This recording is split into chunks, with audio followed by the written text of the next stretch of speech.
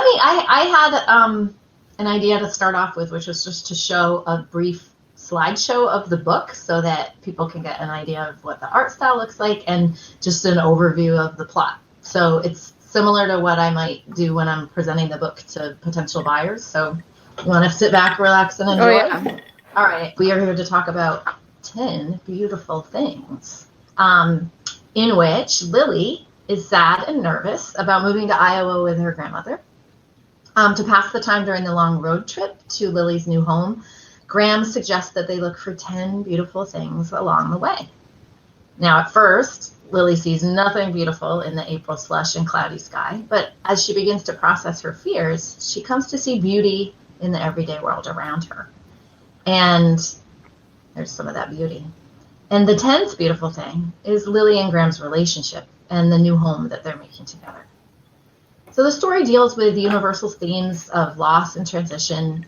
Lily's reason for moving with Graham isn't specified, so there's room for a lot of different interpretations. And I love how the book encourages the development of observational skills and also fosters a love of nature. And the writing is just beautiful, to pay you a compliment, Molly. And it emphasizes mindfulness, gratitude, and growth mindset, which are topics that we are seeing trending in schools as part of social emotional learning, but also in pandemic living. And as such, I think the book's well suited for parents and relatives and foster families, teachers, guidance counselors, nonprofits, government agencies. I mean, anybody that's looking for books that can help kids navigate loss and change. And quite frankly, who is not navigating loss and change right now, right? Absolutely. I think the obvious starting point might be like, what was the genesis for this idea?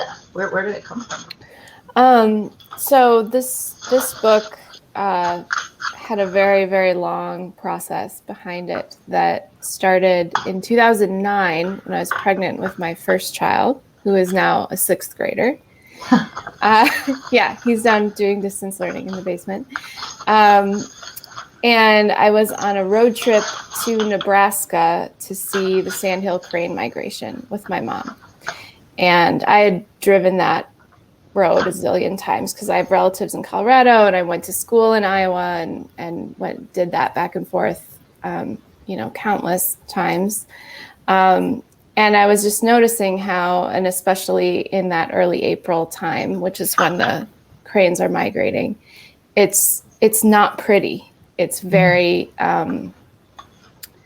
it's slushy and, kind of gross. And people think spring is all flowers, and it is not. It is also ice and mud and that kind of landscape. And I was thinking about how we come to love a place and how we come to see the beautiful parts of a place that maybe doesn't seem beautiful at first.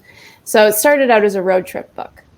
A travel story about a big family crammed into a little car, driving to see the sandhill cranes. And so it was a very different book at that point. It went through a lot of major changes.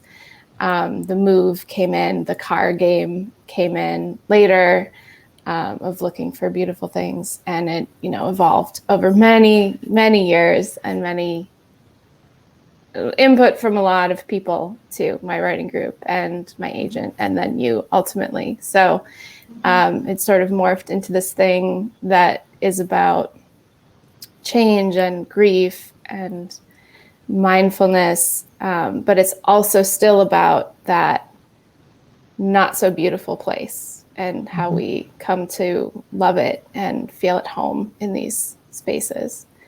So yeah, I mean, I use it when I talk to writers to talk about how sometimes these books, you never know where a manuscript is going to end up, and that being kind of open to that journey is really important, because sometimes it ends up in this amazing place. More often it does not. More often it ends up in the drawer, or, many of them never see the light of day. But sometimes it just has to sit in the drawer for a little bit, and then it's like gestating, right? And then it can come out in a different form. One of the things I think is really cool about this book is that for a long time it was kind of teetering between two different age levels. Can you talk about that a little bit? Like what were the different possibilities that the book could have grown into? Well, so part of that long journey included sending it to a lot of editors who thought that it should be a middle grade novel and it seemed too sophisticated for a picture book. The character was too old. It was too long. It was too emotionally complex. And so they were pushing me to write it into a novel. And I didn't want to write it as a novel because I really wanted the visual element to be there. So the character got younger over time. And that happened in a lot of ways. But the most crucial turning point in that was when you suggested that I move it into third person. It was in first person. And in Lily's head, she was thinking things that a young child wouldn't necessarily be thinking in that language. So either you have to change the language to match the age of the character, her voice that she would actually have, or you can pull that voice out of the character's body and give it a narrator and let it be in third person. So that was what we did together. And that really cemented her as more of a picture book age protagonist. And we took out all this stuff about her missing her school and missing her friends and not being worried about all these specific things. And the complaining was sort of almost teenagery or tween. So we just pulled a lot of that younger. And then when we saw the art, and she was this adorable little tiny cute person, she had to get younger still. Yeah. So that was fun. I mean, and we were kind of like concerned at first because it didn't match. It didn't match. The text didn't match the art. Right. But we kind of decided, if I'm remembering this right, that she was so perfect. We just had to adapt the words so that this little person could stay how she was. Stay how she was. And she always seemed like small for her age. And I don't know if that's because like my daughter's small for my age, so I'm used to that. But there was actually something thematic about that. She to have Lily be kind of tiny made her feel more vulnerable, I guess, to me, and in a way that really enhanced what you were doing in the text. And just to have this little cute child going through so much, I think really helped the reader connect with her too. I think that's really common in picture books too. Now that I think of it, to have the children be extra small. And I think, I don't know why, you'd have to, you could do scholarship on this, I'm sure. But I wonder if it's like about feeling small when you're, like that, navigating the big adult world. Right. Especially in, when the theme of the book has to do with that kind of big adult emotions, and like that image I shared of that rainstorm, which is this pivotal moment in the book. It's just such a metaphor for things being overwhelming and out of your control, which I think is part of what makes this book resonate with people right now, right? Like the book had a long path to publication, and then from my perspective, it came out at like exactly the right time. I mean, how do you feel about that timing? And well, we had to delay it because it was supposed to come out in September, and at the point when that decision was being made, it was like April or something, and everybody was, we don't know what's going to happen, and everybody's only buying Goodnight Moon, and what are we supposed to do? Right. So it got pushed to January, and I think that was so perfect because at this point, we all need it. We just really need to slow down and take a deep breath and be, in our natural world. And also, I love that it's a spring book. Now that it's spring, it came out in January, but it's still sort of, new and coming out. And it feels so right to have it new right now as things are, muddy and starting to open up.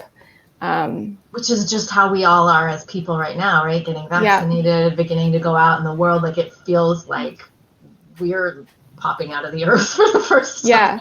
Well, coming out of hibernation, for sure. Yeah. The reasons why this book got rejected for many years, its quietness, its emotional undercurrents, its complexity, that kind of stuff.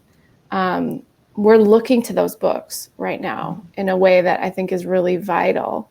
And so, although we absolutely still need the light, fun, short, silly stuff,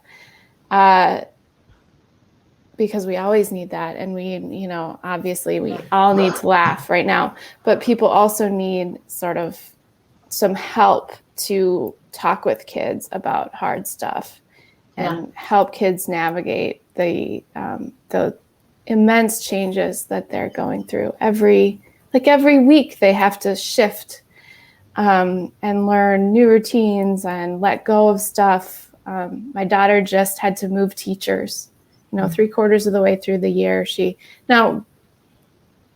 She'll be fine. It's like fine. Her new teacher's fine. But she was attached to that teacher. We don't usually say, okay, now we're, it's April. Now you get to be in this class. Right. So even the small changes and losses that kids are facing are big to them. And what I like too about the book is that in some ways we're maybe making it sound too heavy and serious because it has that, and it certainly would be a book that I would recommend for any kid that had suffered a loss in the family or whatever. But it also could just be for taking a walk in the woods and noticing what's around you, or just handling sort of daily distress and anxiety of living these days, so it's a fun little thing that you can do, and now people are starting to be more able to go do things in the world, but for sure in the winter, headed into spring, this was all we could do, was take a walk around the neighborhood. That was the big thing in the day. So to have some little fun guide for that. They give you a little structure. For the walk. Which I think I was actually gonna, if I can figure out screen sharing, I have a grandma sent me this. Oh, look at that picture of her out with her granddaughter, looking for beautiful things, and they found stuff, including these branches reflected in a melting puddle.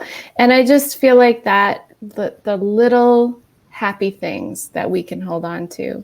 There's just so much story in that picture, right? Like with the girl, and you can see her reflection, and the snow, and the mud, and the branches from overhead, and just all of these layers of observation. Yeah. Cool. So I just love that one. Why is it? Because I think so many people have discovered the healing power of nature during the pandemic. Why? Why do you think that is? That it is beneficial to us? I don't have a good answer. I think it's always been beneficial to us. It's just that people have had so many other options for going out and distracting themselves, and social stuff and everything. And now we're sort of forced to just take a walk. Which I think is great. I'm also like, oh my goodness, all these state parking lots are full, and so I'm trying not to be that crabby person who's like, get out of my hike. But I love that people are going out and enjoying it, and some people are home who are normally in an office all day. And I feel like that, you have more opportunities for getting out. You have and less other options. So we're getting fresh air, and we're getting exercise, and we're getting vitamin D on our faces in a way that maybe we weren't before. And we're slowing down. I mean, I'll just speak from personal experience. So I'm one of those people that used to commute and just, it was horrible. Like my mornings were insane, getting the kids out the door and driving an hour to work. And I mean, by the time I sat at my desk, I'd been going for 3 hours straight. And now I wake up, I make my French press. I go outside in my beautiful backyard and I sit in a chair and I meditate because that's just so helpful for me. And what I've noticed is, like, because our world has shrunk in a lot of ways, it became more precious, right? And so I see things that I just was too busy to see. And so, like, noticing the pattern of the flowers and the plants that come out, and then how it changes every day, and listening to the birds. I mean, this all sounds like kind of saccharine, but I've been living it and seeing the value of slowing down enough to, like, actually open your eyes and look and see what's going on without getting distracted by your to-do list, or have it just always racing to the next thing. It's been wonderful. I mean, I think the challenge is, like, how are we as adults going to move forward to preserve the good that we've discovered during this time, and then reintegrate with our lives again. And then how do we help the kids in our lives do the same thing? Because they're going to be navigating that back to school challenge. Yeah, I can tell you which trees in my neighborhood are blooming. Yeah. Like I could put them on the map because I'm just basically I'm pacing. I'm pacing around these 3 blocks.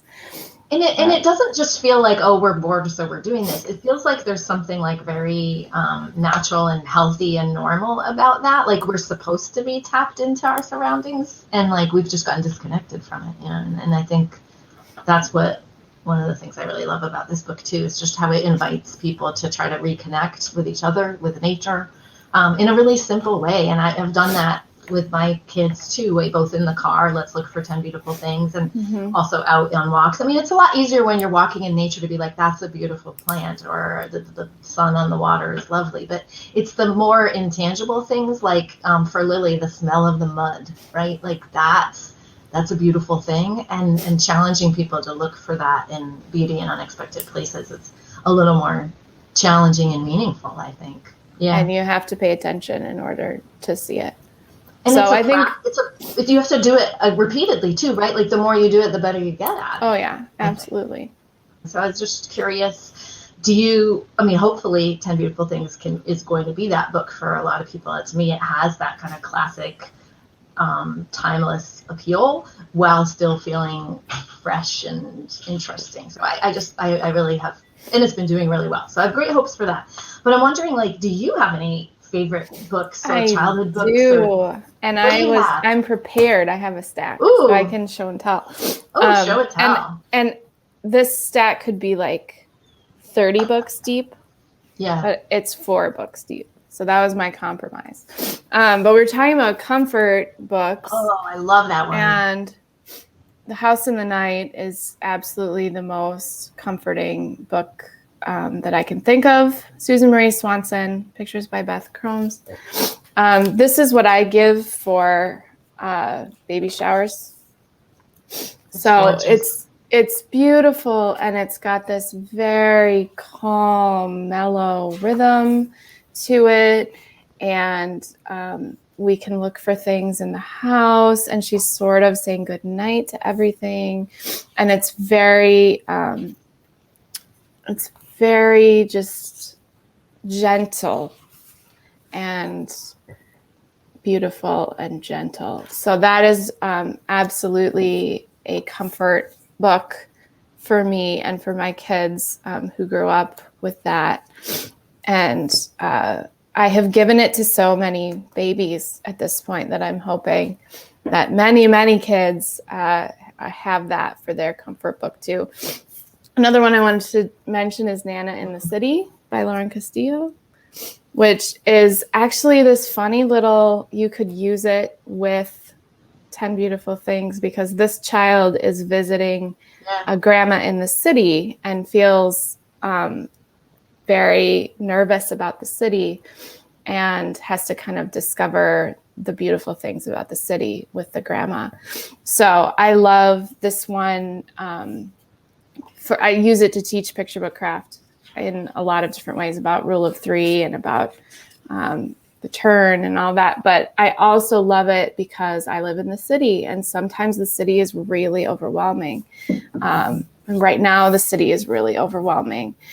So it's helpful, I think, to be looking at it differently and seeing the beautiful things in wherever we are, including in the heart of the city. She lives in New York, so this is New York, but I live in Minneapolis, and it totally works for Minneapolis too. Everything by Joyce Sidman is in this category for me.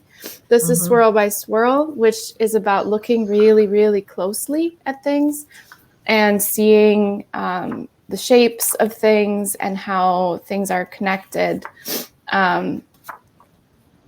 to each other and to us. And it's just very beautiful. Same artist, this one, as House in the Night. But it's just looking at the natural world in this very careful, specific way, and looking for all the spirals around us. She did one called Round, about round shapes too, but this is my favorite. The poetry is stunning in here, as it is in all of Joyce Sidman's work, which I find very comforting. And book number 4, I was like, I will only do 4. It is Last Up on Market Street, which is also a book about changing perspectives on what is around us and finding beautiful and teaching ourselves, teaching ourselves to find what's beautiful in our own spaces. And this one too has that theme of that. I'm going to find the spread. That in places that don't seem beautiful at first, we can teach ourselves to see differently about those places. So I love that, and I have read it to my kids many, many, many times. Especially my daughter was really into it for a while. So we kind of have those narratives as little mantras for ourselves, that we can just come back to, especially when things seem scary in the world. And we need to kind of remember that we can see things differently if we try, which leads us to that superhero idea. Exactly. Superpowers. Like the theme of Children's Book Week is that reading is a superpower. So yeah, what do you think about that? Well, I love that. And I hadn't really thought of it that way before. Neither of my kids are really superhero kids who are obsessed with those ideas, which I know a lot of kids are. So I hadn't really thought of reading as a superpower, but once I started to think of it that way, I was like, well, yeah, because you can shapeshift if you read. You can become anything.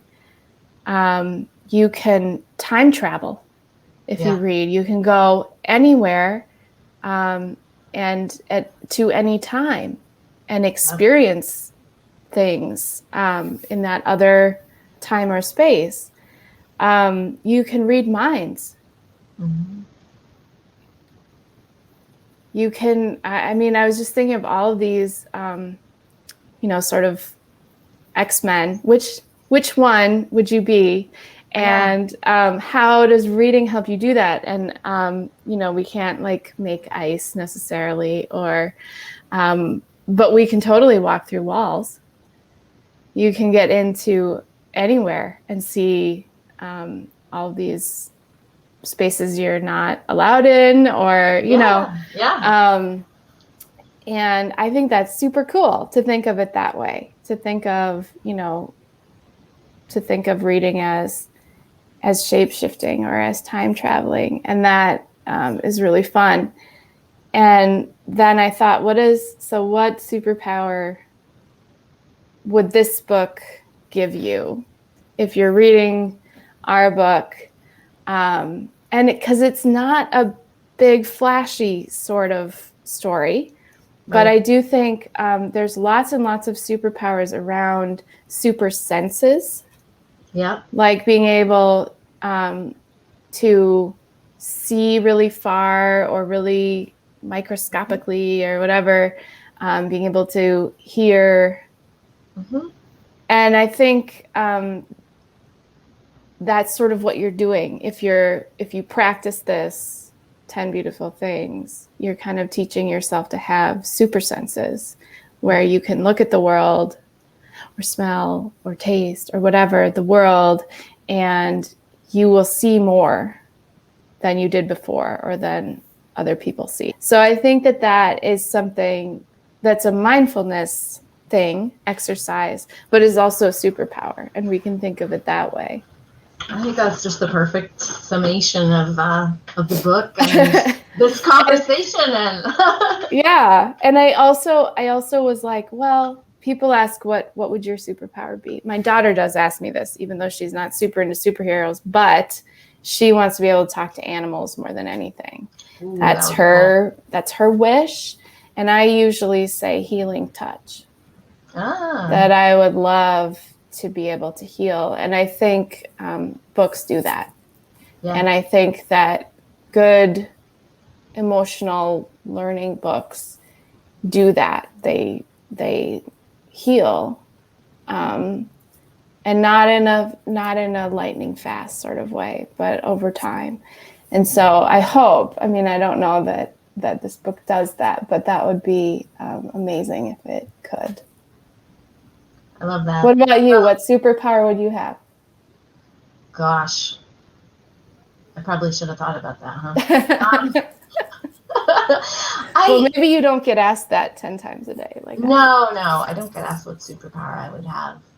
I don't know. Maybe this will sound funny, but I really love my job. I really love editing, and I hope that my superpower is being able to help people achieve what they want in their writing, right? Finding out people's intent and then removing the obstacles that are in their way. That is what I want my superpower to be professionally, but also personally. I think that's a good superpower, right? It's helping people meet their goals. So, well, that's a kind of healing touch, I think. Yeah. I can see that. Well, I think this has been an amazing chat. So, here's to coffee dates. And yeah. My coffee's not even quite gone yet. Almost. Yeah, I still got a little bit left. So cheers to you. Cheers.